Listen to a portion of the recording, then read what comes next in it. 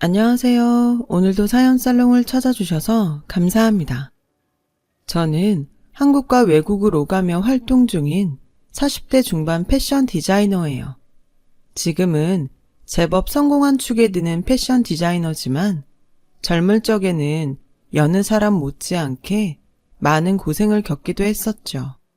갓 신혼을 벗어난 당시 저는 월세로 구한 아주 작은 상점에서 직접 디자인하고 손수 만든 의류를 파는 옷가게를 꾸려나가고 있었어요.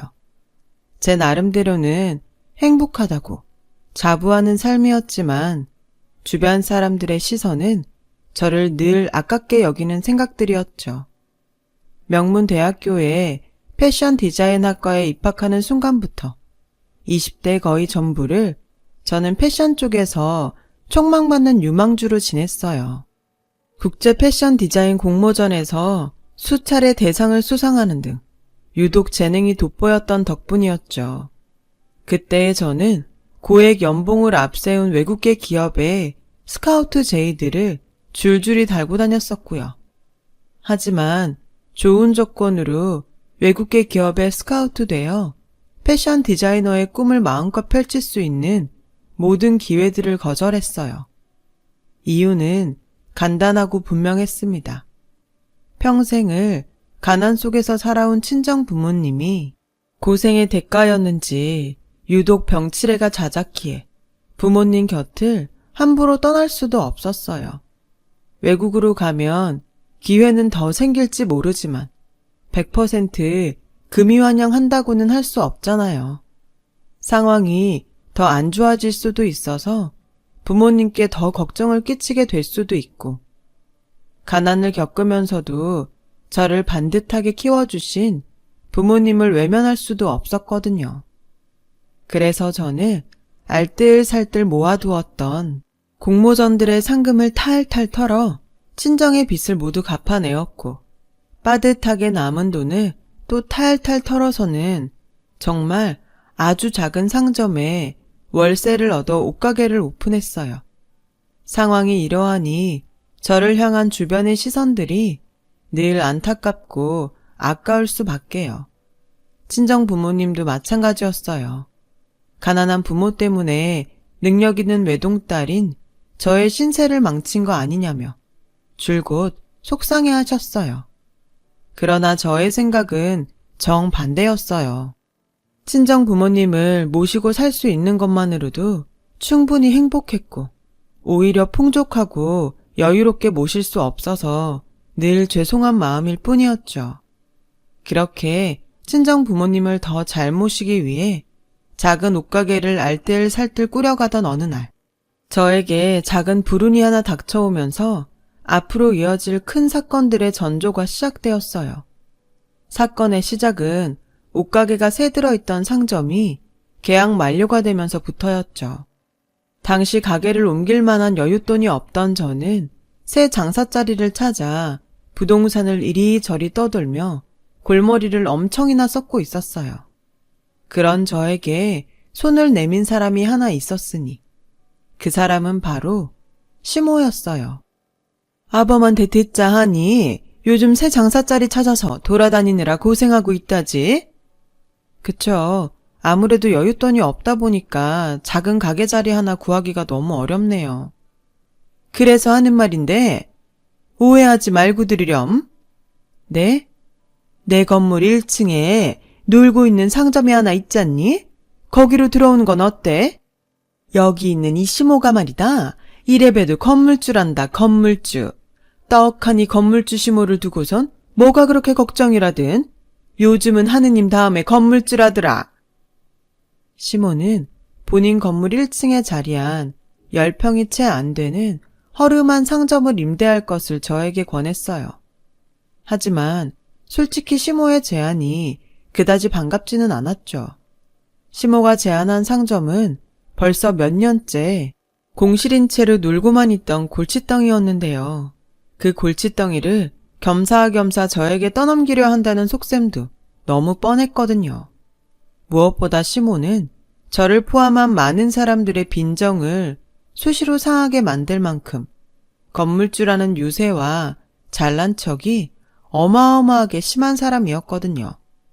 그런 시모의 며느리인 것도 모자라 건물 세입자가 된다? 이어지는 그림은 안 봐도 뻔한 거잖아요. 차마 감당할 수 없을 만큼의 건물주 유세와 잘난 척이 쏟아지고야 말겠죠. 그래서 저는 시모의 제안을 애둘러 거절하기로 했어요. 어머님 건물 1층으로요? 제 옷가게를요? 왜? 싫다니? 요즘 젊은 것들 하는 말이 시댁이랑 친정은 멀수록 좋다더만은 너도 그런 거야? 친정도 모자라서 직장까지도 시댁 멀리 두고 싶어? 아니요, 그런 건 절대 아니고요. 아무리 어머님 건물이라도 세입자로 들어가는 거면 보증금이랑 월세랑 다 맞춰드리는 것이 맞는데 저한테 그만한 여윳돈이 없어서요. 보증금이야. 너 원래 있던 가게 자리랑 똑같은 보증금으로 주고 월세는 그래 시부모도 가족이고 부모인데 까짓 거 그 정도 못 도와주겠니? 월세 낮춰주시게요? 에이 괜히 그러지 마세요. 건물 임대가 어머님 생업인데 아무리 며느리라도 폐를 끼칠 수는 없죠. 너는 한 번씩 사람 서운하게 만드는 재주가 있다니까는. 내가 정말 깎아주고 싶어서 그래요. 진심으로다가. 얼마나요? 10,000원 어떠니? 10,000원을요? 월세로요? 땡! 무슨 말을 그렇게 함부로 하니? 누구 망하게 만들 일 있어? 월세로 10,000원씩을 받겠다는 얘기가 아니라 매달 월세 10,000원씩 깎아주겠다는 얘기다. 세상에, 이게 말인지 방구인지 꼴랑 월세 10,000원 깎아주겠다는 말을 늘어놓으며 거들먹거리기는 무슨 수십억 부동산 공짜로 넘겨주는 행세를 해대는 시모의 모습을 보며 저는 속으로 그러면 그렇지 싶었어요. 하지만 그날 저는 끝내 시모의 제안을 거절하지 못했어요. 시모의 건물 1층에 몇 년째 놀고 있던 골칫덩이 상점을 월세로 임대해 옷가게를 옮겨오기로 했어요. 왜냐고요? 시모가 호언장담을 하며 저를 설득했거든요. 이 시애미가 대대로 동네 토박이인 건 알지? 알죠. 내가 대단한 마당발인 것도 알고? 어떻게 모르겠어요. 통장, 반상회장, 각종 모임 회장들도 많이 하고 개모임도 몇 개씩 개주로 지내고 계시잖아요. 그럼 얘기가 빠르겠구나. 우리 1층 상가에 임대해서 들어오면 마당발을 최대한 활용해서 팍팍 밀어주마. 동네 손님들 너한테 다 몰아주겠다는 얘기야. 그랬어요. 시모는 대대로 동네 토박이에 통장, 반상회장, 개주 등등 소문난 마당발이었고 저는 그 정도 마당발인 시모의 도움이라면 옷가게 운영도 한결 수월해질 수 있을 것이라고 생각했어요. 그래서 시모의 건물 1층 상점을 임대해 옷가게를 옮기기로 했던 거죠. 하지만 저의 옷가게가 시모의 건물에 입주하던 바로 그날부터 시모의 자잘한 부탁이 시작되었어요. 건물 맨 위층에 사는 시댁에 전구를 갈아달라는 둥, 무거운 택배가 왔으니 옮겨달라는 둥. 처음에는 결코 어려운 일이 아니었어요. 며느리로서 충분히 하고도 남을 일이었고 직장인인 제 남편의 출장이 워낙에 잦아서 시아버지도 안 계신 시모의 사정도 봐드리는 겸 했습니다. 처음에는 자잘한 부탁이었던 시모의 행동이 갈수록 심해졌어요. 어느 날부터인가 동네 사람들에게서 수선이 필요한 옷들을 몽땅 가져다가 제 앞에 던져놓더군요. 차로 한가득 실어다 놓을 만큼 많은 양이었죠. 그래놓고는 당황하는 저에게 매번 똑같이 하는 말이 우리 동네 아낙들이 보면 볼수록 다들 참해요. 요즘 젊은 것들이랑은 다르게 아주 알뜰살뜰하다니까는. 또 수선인가요? 이 많은 옷들을 다? 너는 옷 만진다는 애가 딱 보면 모르겠니? 당연히 수선이지. 그걸 물어볼 시간 있으면 얼른 수선이나 시작하거라.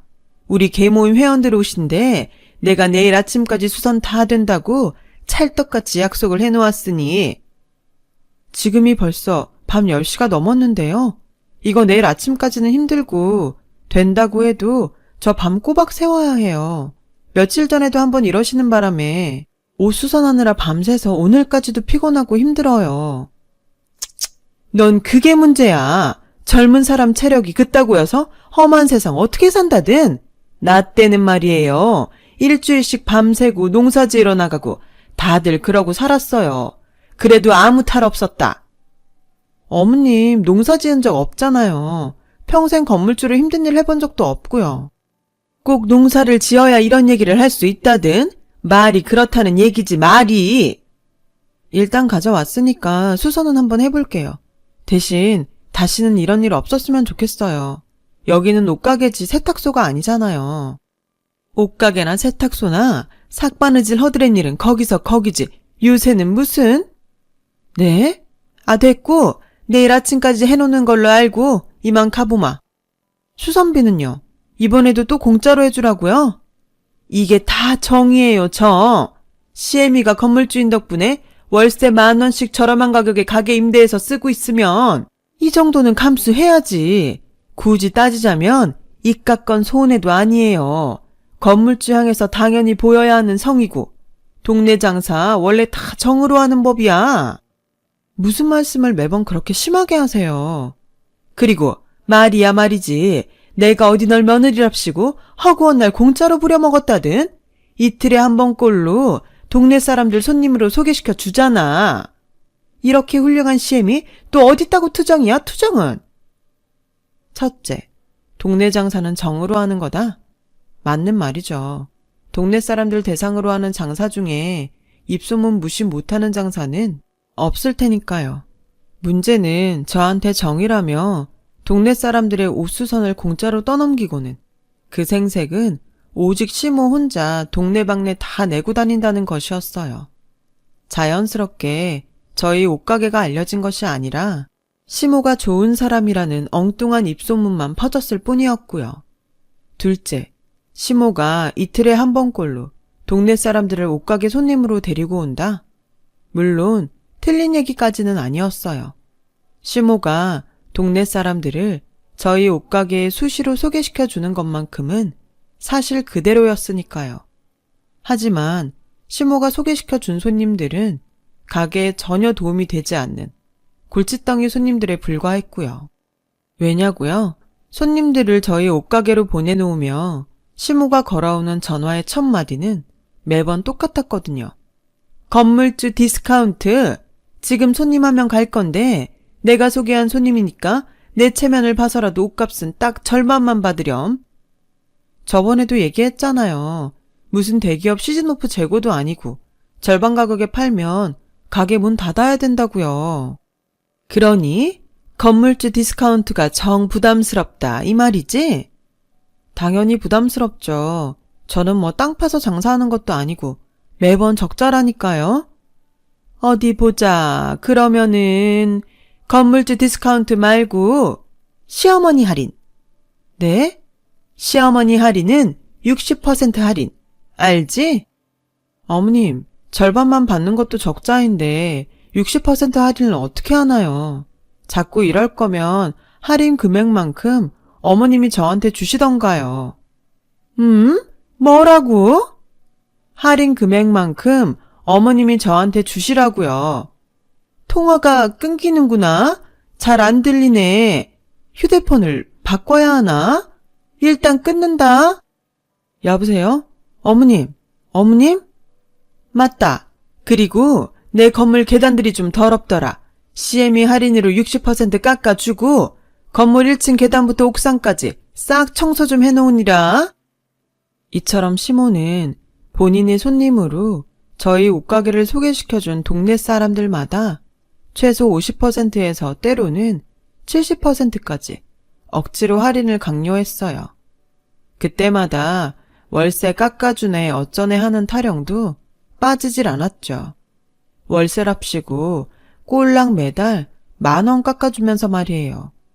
그렇게 시모가 소개한 손님들에게 정성스레 손수 만든 옷을 헐값에 팔아야 했던 저는 매번 눈물을 삼킬 수밖에 없었고 더욱이 현실적인 고충은 훨씬 심각했어요. 시모의 강제 할인으로 인해 제가 떠안아야 했던 손해는 적게는 100여만 원을 훌쩍 넘는가 하면 심지어 아까 말했던 시모가 가져오는 동네 사람들 옷에 무료 수선권도 자꾸만 정도가 심해지더니 정상적으로 수선비를 받았다면 1, 200은 좋게 받고도 남을 지경까지 이르렀어요. 상황이 이러하니 저는 차라리 세탁소를 하는 게 낫겠다는 생각을 했을 만큼 경제적으로나 심적으로나 모두 힘겨웠죠. 제가 힘겼거나 말거나 시모의 갑질은 극에 달했고 결국 정도를 넘어도 한참 넘어서 버렸어요. 아니 글쎄 이제는 하다하다 동네 청소, 분리수거, 방범 순찰 등 허드렛 일들까지 전부 저 혼자에게 떠넘기려 들더라고요. 제가 그 허드렛 일들로 고생하는 사이 시모는 내가 통장임내 반상회장임내 해가면서 생색이란 생색은 또 혼자 다 내고 돌아다녔고 참다 못한 저는 마침 장기 출장에서 돌아온 남편에게 그동안의 일을 고백하며 시모를 제발 말려달라고 부탁했지만 엄마 말 틀린 거 하나도 없네. 뭐? 아니 그렇잖아. 동네 장사 그거 원래 다 정으로 하는 거고 엄마가 저렴한 월세로 가게를 내줬으니 당신도 그만큼의 보답은 해야 하는 거고 또 솔직히 시부모도 부모인데 가족 사이에 누가 손해를 보니 어쩌니 따지는 건 선 넘는 거잖아. 안 그래? 그럼 동네 허드렛 일 나한테 다 떠넘기는 거는 그것도 내가 시어머니 건물에 새 들어있으니까 참아야 하는 거야? 뭘 그렇게 자꾸 따지냐. 엄마가 어른이니까 좀 시키고 그럴 수 있지. 넌 며느리가 돼가지고 시키면 시키는 대로 그냥 얌전히 좀 하면 안 돼? 됐다. 내가 당신이랑 무슨 말을 더 할까?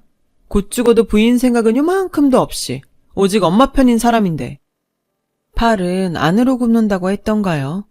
남편은 저의 모든 사연을 들었음에도 불구하고 무조건 자기 엄마 편만 들었어요.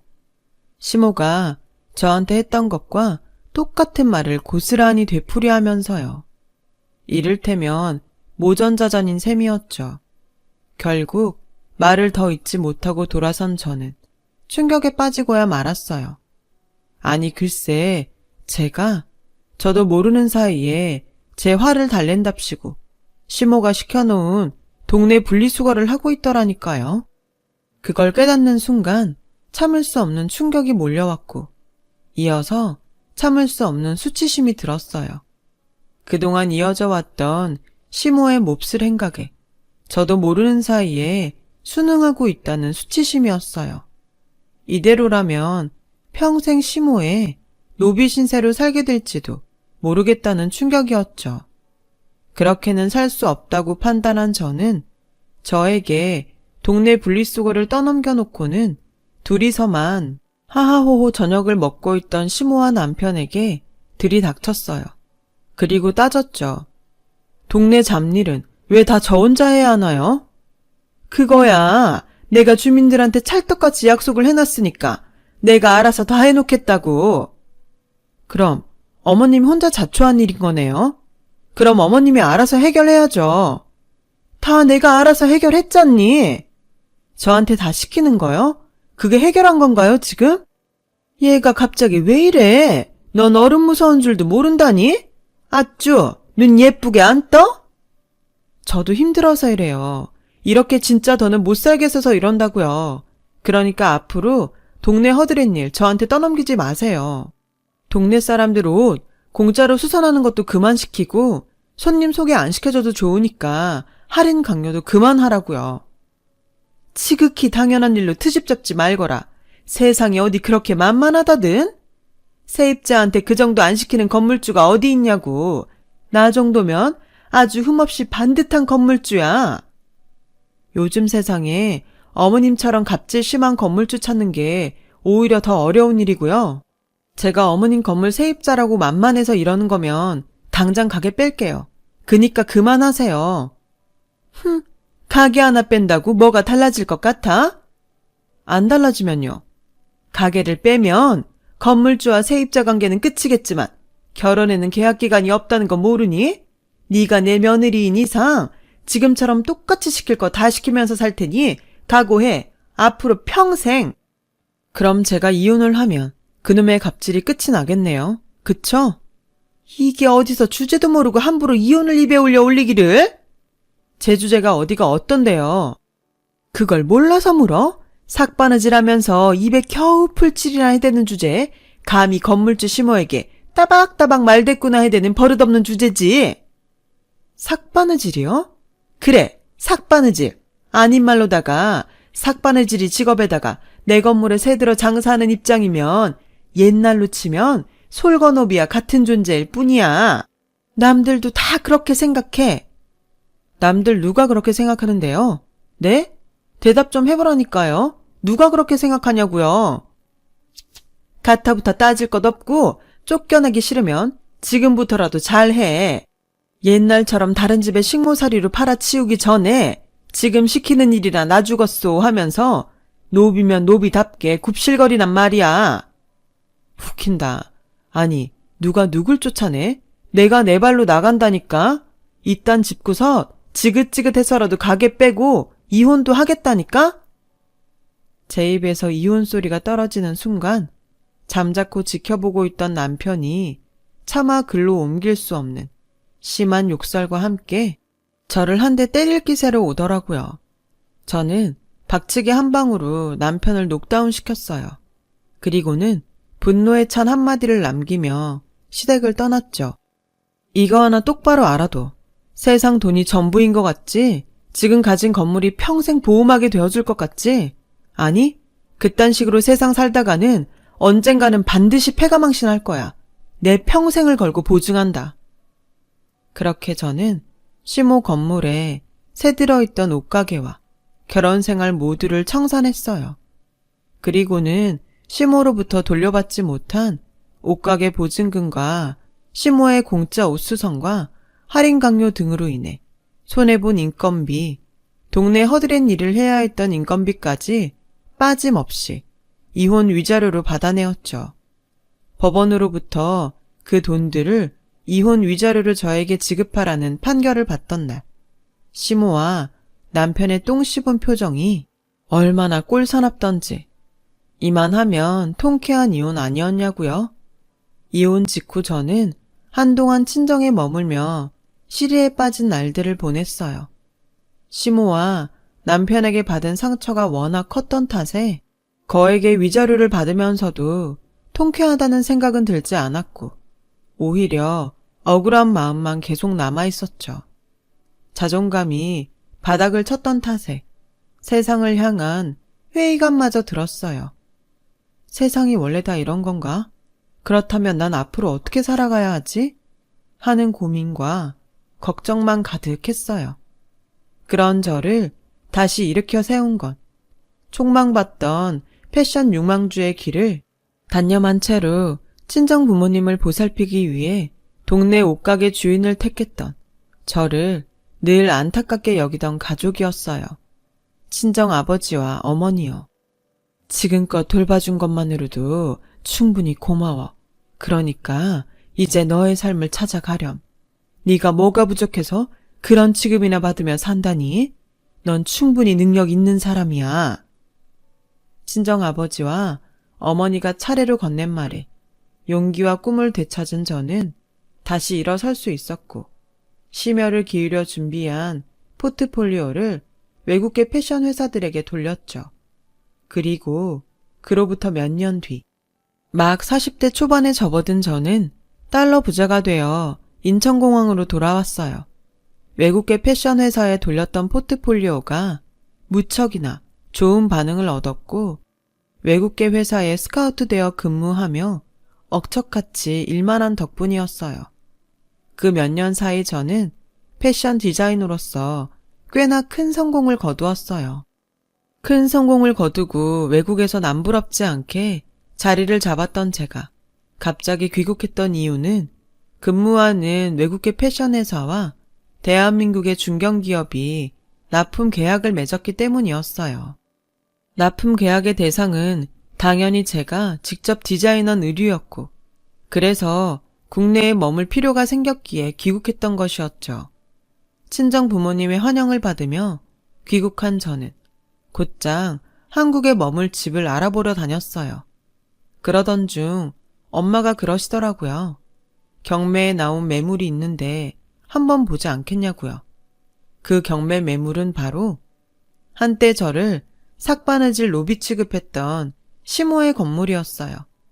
시모가 입만 열면 건물주랍시고 거들먹댔던 바로 그 건물요. 이게 뭐가 어떻게 된 일인지. 답은 의외로 친정어머니가 알고 있더라고요. 내 전 시엠이라는 작자가 전 재산을 아주 홀랑 말아먹은 모양이더구나. 홀랑? 아니, 왜? 건물 하나쯤 가지고 있으면 어지간해서는 망할 일 없을 텐데. 어지간한 일이 아니었으니까 홀라당 말아먹었지. 그 작자가 원래부터 모임 만드는 거 좋아했잖니. 개모임 같은 것도 자기가 막 나서서 개주도 도맡고. 그치. 그래서 내가 고생 좀 했던 거고. 그러다 똥 밟은 거지 뭐.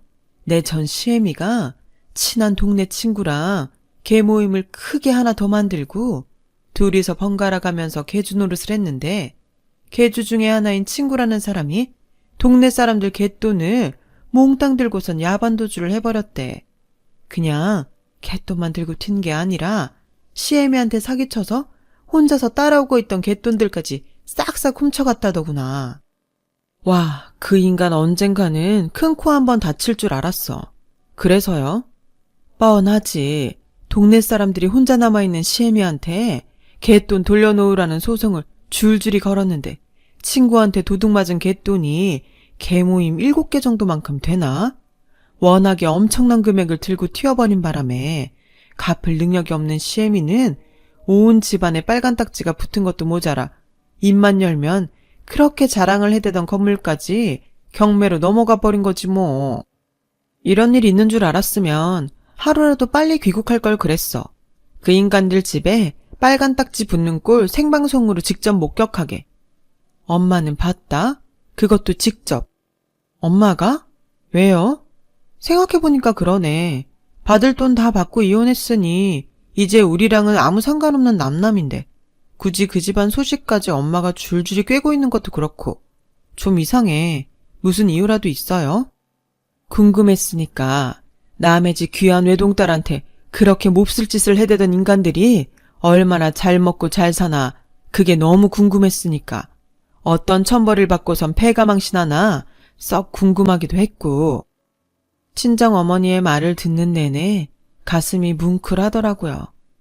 딸이 겪은 일이 얼마나 속상했으면 그 순박한 친정어머니마저 몹쓸 시댁이 패가망신하는 걸 고대하며 지켜보았을까 싶어서요. 그래서 저는 눈 딱 감고 대출도 좀 껴서 경매에 나온 시모의 건물을 확 낙찰받아 버렸죠.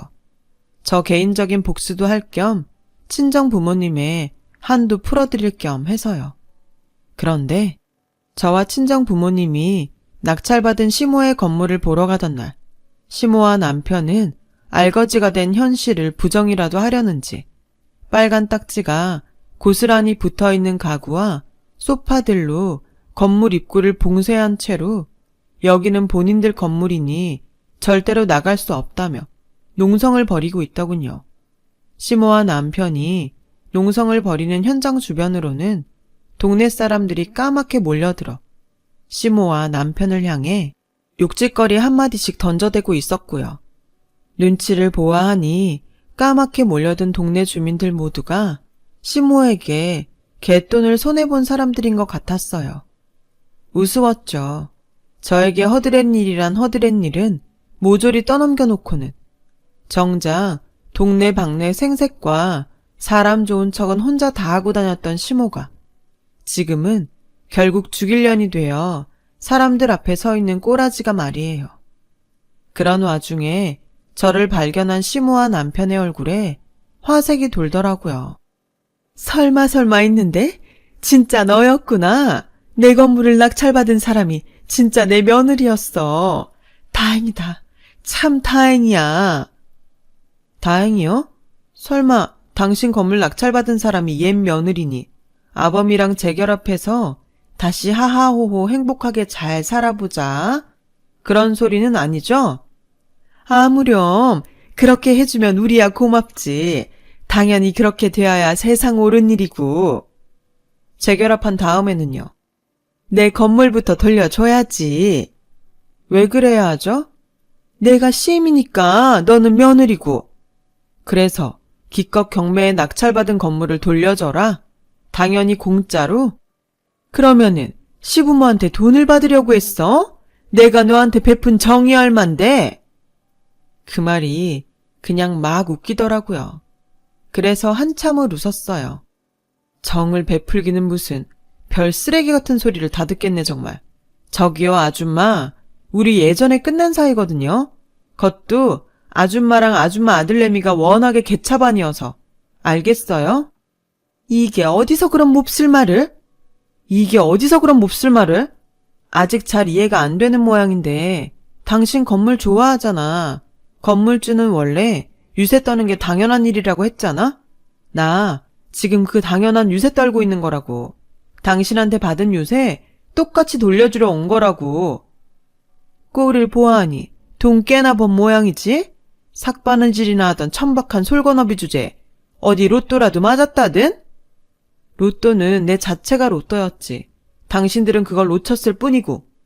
뭐? 그냥 내가 성공한 거라고요. 당신이 말한 그 바느질 능력으로. 거짓말이지? 거짓말이라고 해 얼른! 왜? 배 아파요? 그럼 더 해드릴까? 연봉만 해도 억소리 나는데 인센티브는 또 얼마나 많을 것 같아요? 어마어마해. 지금 내 통장에 돈이 얼마가 쌓여있고 그냥 놔둬도 은행 이자는 또 얼마나 많이 붙는지. 이 정도면 현실 파악이 좀 되죠? 난 당신들 건물 낙찰받은 건물주이자 크게 성공한 부자. 당신들은 건물 날려먹고 쫓겨나는 알거지. 이래도 모르겠어? 신세 역전됐다고 이 정신나간 아줌마야. 그러자 시모와 남편이 여기는 본인들 건물이니 한 발자국도 나갈 수 없다고 악다구니를 치기 시작했어요. 저를 향해 뭘 막 집어 던지기는 했는데 하나도 맞지를 않았고요. 허우적대는 그 꼴이 우습더라고요. 그러거나 말거나 저는 시모와 남편을 향해 승리의 미소를 날리며 경찰에 전화를 걸었어요. 외부인이 제 명의의 건물에 장애물을 설치해놓고 무단 점거 농성을 벌이고 있다는 신고 전화였죠. 결국 시모와 남편은 경찰들의 손에 끌려 나왔어요. 그렇게 시모와 남편은 몰매나 겨우 면한 채로 동네에서 처참하게 쫓겨났죠. 그러거나 말거나 저는 쫓겨나는 시모와 남편을 거들떠 보지도 않았습니다. 과거 시모의 악행으로 인해 온갖 고생을 치르던 저를 남편이 거들떠보지 않았던 것처럼요. 돈 좀 있답시고 나를 삭바느질이나 하는 솔고노비 취급하더니 결국엔 지들이 그 돈 때문에 쫓겨다니는 도망노비 신세가 됐네.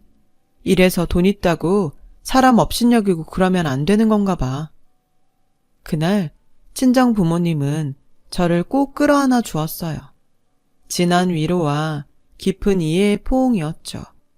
그렇게 40대 중반이 된 저는 여전히 외국 패션 회사의 디자이너로 국내에서 여유롭게 재택근무를 하며 한편으로는 대한민국 중견기업에 제가 직접 디자인한 의상을 납품하며 지내고 있어요. 반면 시모와 남편은 제가 했던 말 그대로 도망 노비 신세로 전락하고야 말았죠. 집도 절도 없이 떠돌며 동네 사람들의 끈질긴 추격에 쫓기는 처지예요. 그들에게 갚아야 할 빚이 아직 한참이나 많이 남았거든요.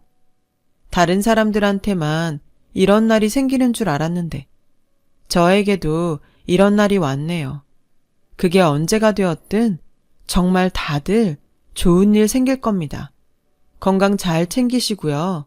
제 긴 이야기 들어주셔서 감사합니다. 여러분, 사연 댓글에 응원과 현명한 조언 부탁드려요. 좋아요와 구독은 저에게 큰 힘이 됩니다. 오늘도 좋은 일 가득하세요.